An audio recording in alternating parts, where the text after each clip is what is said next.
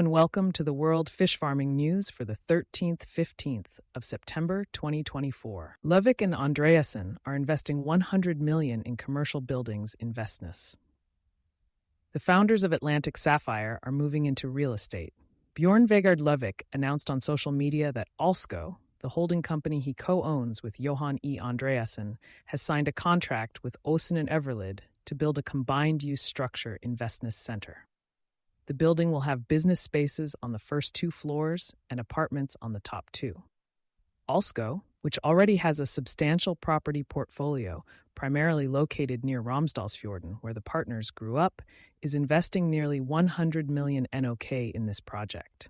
This investment follows Alsco's full divestment from Atlantic Saphire earlier in July to generate funds for other operational ventures. Large catches of smaller fish keep the salmon price stable. Salmon market prices remain relatively stable, hovering near annual lows despite a slight increase in larger fish categories. Weekly spot prices, gathered from various industry sources, show a heavy supply of smaller fish sizes, particularly 2 to 3 kilograms and 3 to 4 kilograms, leading to pricing pressure.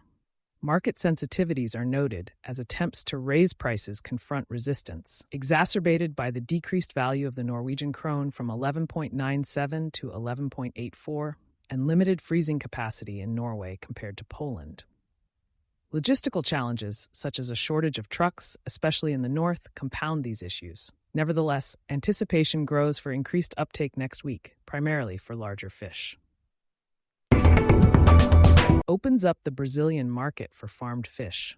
Norwegian and Brazilian authorities have agreed on conditions for exporting aquaculture products to Brazil, allowing the issuance of health certificates for such products starting September 15th.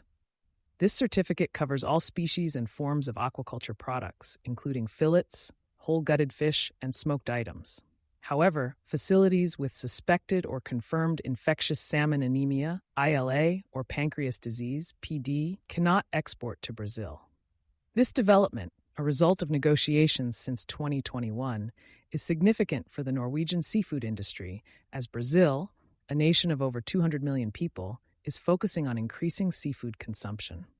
This agreement enables the export of Norwegian aquaculture products, providing new and substantial market opportunities, especially for salmon. It is crucial for exporters to familiarize themselves with the specific requirements on the Mattelsonet website. DSV buys Schenker for 169.6 billion kroner.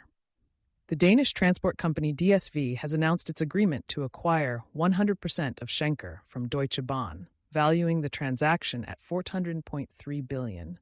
Approximately 169.6 billion.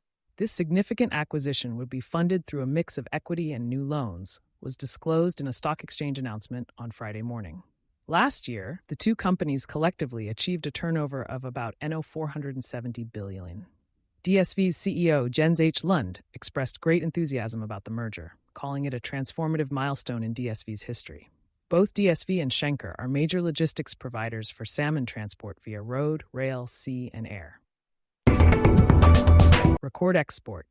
The salmon packing plants are running double shifts.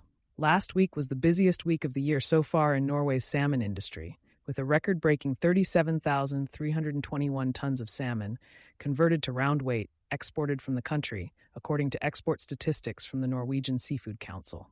The week outpaced previous week's exports of 32,852 and 34,598 tons, respectively.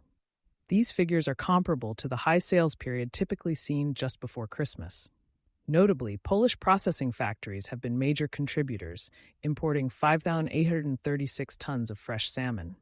Denmark also saw a significant increase, importing 4,036 tons compared to 2,901 tons the same week in 2023. A key factor driving these high export volumes is the current low price of salmon. Despite this surge, the total salmon export for the year, at 177,959 tons, is still behind last year's 888,239 tons by the same time.